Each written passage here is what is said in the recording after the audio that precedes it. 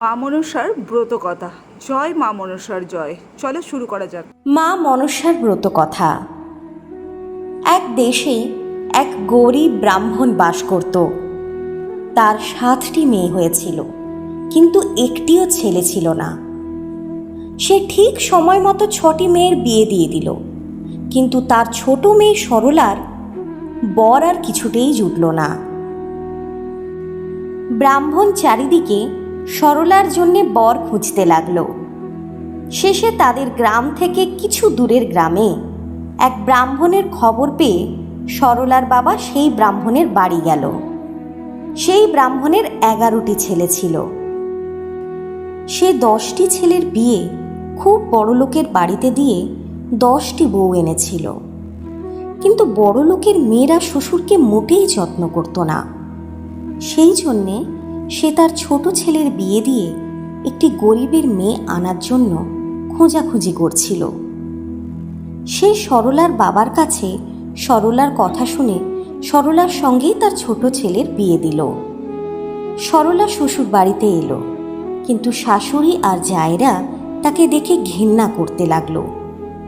একমাত্র শ্বশুর ছাড়া সরলাকে কেউ ভালো চোখে দেখতে পারত না। তার জন্যে সরলার মনে খুবই কষ্ট ছিল। সে ভাবত যে গরিবের মেয়েরা বেঁচে থাকে কেন? জন্মাবার সঙ্গে সঙ্গে মরে গেলেই তো আর তাকে এমন কষ্ট সহ্য করতে হয় না। সরলার দিন খুব দুঃখেই কাটতে লাগলো। এমনি একদিন বেশ ঝিরঝিরে জল ঝড় হচ্ছিল।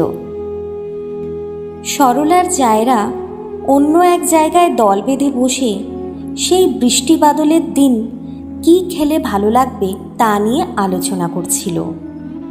কেউ পোলাওয়ের কথা বলল, কেউ ভুনি খিচুড়ির কথা বলল, আবার কেউ বলল তেলে ভাজা খাবারই দিন এটা।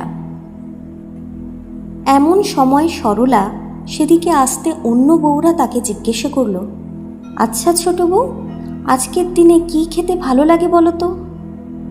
সরলা তো ছিল গরিবের মেয়ে, সে তার পছন্দ মতোই বলল, মাছের টক আর পান্তা ভাত। অন্য বউয়েরা হো হো করে হেসে উঠে তাকে খুব ঠাট্টা করতে লাগলো। তারপর একটু বেলা হতে সকলে পুকুরে স্নান করতে গেল। সরলাও গেল তাদের সাথে। পুকুর ঘাটে সরলা দেখল যে কতকগুলো ছোট ছোট মাছ কিলবিল করে ঘুরে বেড়াচ্ছে। সে তার গামছা পেতে মাছগুলোকে ধরে নিল। তাই দেখে তার জায়েরা আবার খুব ঠাট্টা করে বলল, ওই দেখো, ছোট বউ মাছের টকের ব্যবস্থা করে ফেলেছে, আর পান্তা ভাতও ঘরে আছে। ওর আর কোনো ভাবনাই রইল না। পুকুর ঘাট থেকে এসে সরলা একটি ছোট হাঁড়ির মধ্যে মাছগুলোকে জিইয়ে রাখল। কিন্তু কিছুক্ষণ পর সে দেখল যে সেগুলো মাছ নয়, সব সাপের বাচ্চা। সরলা কাউকে কিছু না বলে সাপের বাচ্চাগুলোকে দুধ কলা দিয়ে পুষতে লাগলো। সাপগুলো ছিল মা মনসার ছেলে। তারা একটু বড় হতেই মা মনসার কাছে স্বর্গে চলে গেল। তারা তাদের মাকে সরলার দুর্দশার কথা সব জানালো। সব শুনে মা মনসার মনে খুব কষ্ট হলো।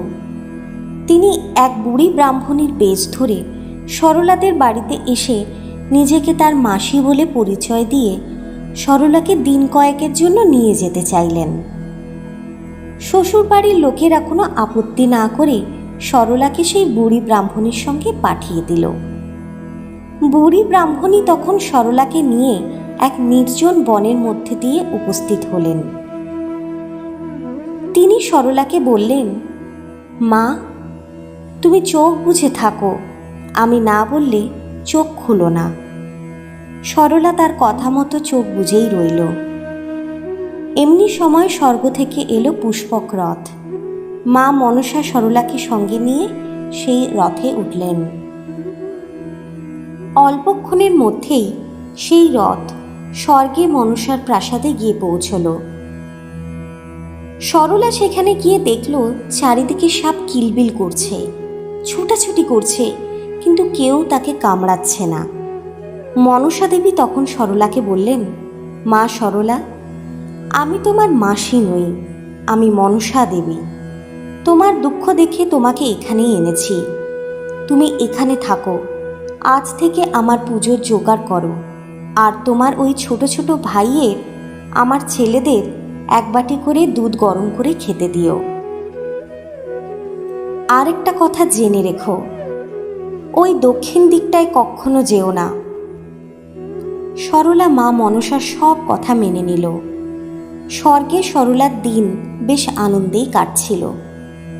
হঠাৎ একদিন মা মনসার বারণ করা দক্ষিণ দিকটা তার দেখার ইচ্ছে হলো। সে দক্ষিণ দিকে গিয়ে দেখল যে মা মনসা সেখানে নাচছেন। নাচ দেখতে দেখতে সরলা ছোট ভাইদের জন্য দুধ গরম করার কথা একেবারেই ভুলে গিয়েছিল। হঠাৎ মনে পড়ায় ছুটে এসে দুধ গরম করতে লাগলো। এর কিছুক্ষণ পরেই সাপ ভাইরা দুধ খেতে এলো, কিন্তু দুধ তখনও ঠান্ডা হয়নি। গরম দুধ খেয়ে তাদের মুখ পুড়েও গেল। তারা সবাই সঙ্গে সঙ্গে মাকে সবটা জানালো আর বলল ওকে আজই ছোবল দিয়ে মেরে ফেলব। কিন্তু মা মনসা বললেন, না, তা করো না, বরং ওকে এক গা ভর্তি গয়না পরিয়ে ওর শ্বশুর বাড়িতে রেখে এসো। শেষে তাই হলো। সরলাকে এক গা ভর্তি গয়না পরিয়ে তাকে তার সাপ ভাইয়েরা তার শ্বশুর বাড়িতে নিয়ে এলো। সরলার গায়ে এক গা ভর্তি গয়না দেখে তার জায়েরা আবার খুব ঠাট্টা করে বলল, এক গা গয়না পরে কত ঢং দেখো। সরলা তখন বলল, ষাট ষাট, বেঁচে থাক আমার আড়ল পারল ঢোড়া বোড়া কেউটে আমার সাপ ভাইরা, আমার আবার গয়নার অভাব। তখনও সরলার সাপ ভাইয়েরা তাকে পৌঁছে দিয়ে বাড়ি ফেরেনি, আশেপাশেই ছিল। তারা সরলার কথা শুনে স্বর্গে গিয়ে তাদের মাকে সব খুলে বলল। সব কথা শুনে মা মনসা আবার সরলাদের বাড়িতে এলেন, আর সেখানে সরলাকে আরও গয়না পরিয়ে দিয়ে বললেন, মা, তুমি পৃথিবীতে এখন থেকেই আমার পুজোর প্রচলন করো। আমি বাস করব ফণি মনসা গাছে। দশহরা আর নাগপঞ্চমীর দিন এই গাছের ডাল এনে বাড়িতে পুজো করো। প্রত্যেক বছর ভাদ্র মাসে শনি ও মঙ্গলবারে আমার পুজো করে পান্তা ভাত ভোগ দিও, তাহলে কখনো সাপের ভয় থাকবে না।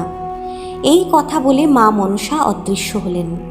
সেই থেকে দেশে দেশে মা মনসার পুজো প্রচার হলো। আমি যে কে তোমার তুমি তা বুঝে না, ও আমি যে কে তোমার তুমি তা বুঝে না।